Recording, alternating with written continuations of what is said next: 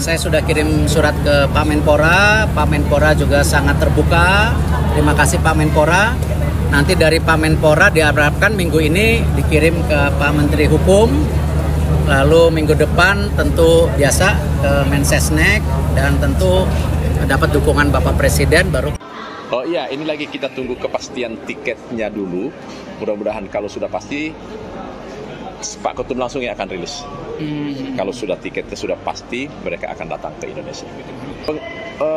Pengambilan sumpah tidak semuanya, karena itu tadi kami akan mengumumkan bila sudah sebagai hak asasi manusia yang inklusif, di mana semua pemain yang kami proses adalah pemain-pemain yang 100% memiliki darah Indonesia secara langsung. Jadi tidak ada lagi pemain yang tidak memiliki darah Indonesia yang kita proses. Dan ini merupakan sebuah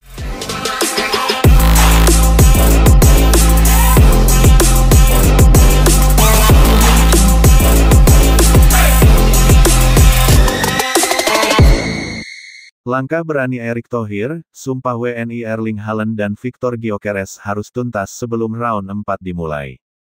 Indonesia kembali menjadi pusat perhatian dunia sepak bola. Bukan karena kemenangan di laga persahabatan, bukan pula karena event akbar di dalam negeri, melainkan karena satu kabar yang benar-benar mengguncang jagat olahraga internasional. Erling Haaland dan Victor Gyökeres resmi masuk daftar naturalisasi timnas Indonesia, dan berkas keduanya sudah diajukan oleh Erick Thohir. Tidak berhenti di situ, Erick menegaskan satu hal penting, proses sumpah WNI keduanya harus tuntas sebelum round 4 kualifikasi Piala Dunia 2026 dimulai. Target itu bukan sekadar simbol, melainkan bagian dari strategi besar agar Garuda tampil dengan kekuatan penuh menghadapi lawan-lawan raksasa Asia seperti Arab Saudi dan Irak. Langkah naturalisasi Haaland dan Gyökeres tidak lagi sekadar wacana atau rumor. Erick Thohir sudah memastikan bahwa berkas resmi pengajuan kewarganegaraan keduanya telah masuk ke meja DPR dan instansi terkait. Proses ini melibatkan lintas kementerian, Kementerian Hukum dan HAM, Kementerian Dalam Negeri, serta Kementerian Pemuda dan Olahraga yang kini dikomandoi langsung oleh Erick. Dengan dukungan penuh dari Presiden, Erick yakin bahwa proses administratif bisa berjalan cepat tanpa hambatan berarti. Publik menyambut kabar ini dengan antusiasme luar biasa. Di media sosial, nama Haaland dan Gyökeres langsung menduduki trending topik, sementara ribuan supporter berkumpul di depan stadion-stadion besar hanya untuk merayakan kabar masuknya berkas ke DPR. Erick sadar bahwa waktu adalah faktor kunci. Round 4 kualifikasi Piala Dunia 2026 akan segera dimulai, dan lawan-lawan yang dihadapi bukanlah tim sembarangan. Arab Saudi dan Irak adalah dua kekuatan Asia yang punya tradisi panjang di level internasional. Karena itu, ia menegaskan bahwa sumpah WNI untuk Haaland dan Gyökeres harus dilaksanakan sebelum pertandingan pertama round 4 dimulai. Dengan begitu, keduanya bisa langsung didaftarkan ke AFC dan FIFA untuk tampil resmi membela timnas Indonesia. Jika target ini tercapai, maka Indonesia akan menghadapi lawan dengan kekuatan penuh, diperkuat dua striker kelas dunia yang selama ini hanya bisa dilihat lewat layar televisi di Liga Inggris dan Liga Portugal. Erling Haaland adalah nama yang sudah melegenda meski masih muda. Dengan postur menjulang, insting tajam, dan akurasi tembakan luar biasa, ia adalah mimpi buruk bagi setiap bek. Di Manchester City, Haaland sudah mencatat ratusan gol dalam waktu singkat, bahkan memecahkan berbagai rekor Premier League. Kini, bayangkan Haaland mengenakan jersey merah putih. Bayangkan supporter Indonesia di Gelora Bung Karno menyanyikan yel-yel ketika Haaland berlari ke kotak penalti lawan. Kehadirannya bukan hanya menambah kualitas, tapi juga memberi efek psikologis, lawan akan gentar, rekan setim semakin percaya diri. Jika Haaland dikenal sebagai monster di kotak penalti, maka Victor Gyökeres adalah striker yang serba bisa. Ia cepat, lincah, dan punya naluri mencetak gol dari berbagai sudut.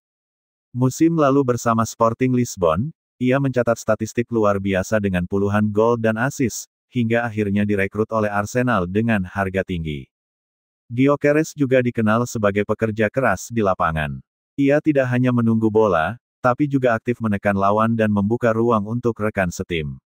Dalam formasi Patrick Kluivert, Gyökeres bisa menjadi tandem ideal bagi Haaland, menciptakan duet striker yang mungkin akan dikenang sepanjang sejarah sepak bola Indonesia. Ketika berkas ini resmi diajukan, DPR menyambut dengan penuh perhatian. Mayoritas fraksi menilai bahwa langkah ini adalah momentum besar untuk mengangkat prestasi olahraga nasional.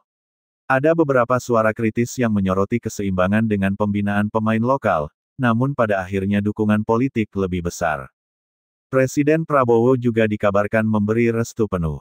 Baginya, naturalisasi dua pemain ini bukan hanya soal sepak bola, melainkan bagian dari strategi diplomasi olahraga Indonesia di kancah global. 6. Euforia publik. Tak bisa dipungkiri, masyarakat Indonesia adalah salah satu komunitas sepak bola paling fanatik di dunia. Kabar naturalisasi Haaland dan Gyökeres membuat euforia mencapai puncaknya. Di jalan-jalan, mural bergambar Haaland dengan jersey timnas mulai bermunculan. Di media sosial, jutaan netizen membanjiri akun resmi PSSI dengan komentar dukungan. Di stadion, supporter sudah menyiapkan chant khusus menyambut kedatangan mereka. Atmosfer ini jelas menjadi energi tambahan bagi para pemain lokal. Mereka tahu bahwa kini timnas bukan lagi tim kecil di mata dunia. 7.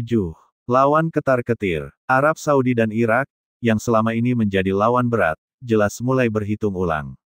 Jika sebelumnya mereka merasa Indonesia bisa dikalahkan dengan mudah, kini strategi harus disusun ulang.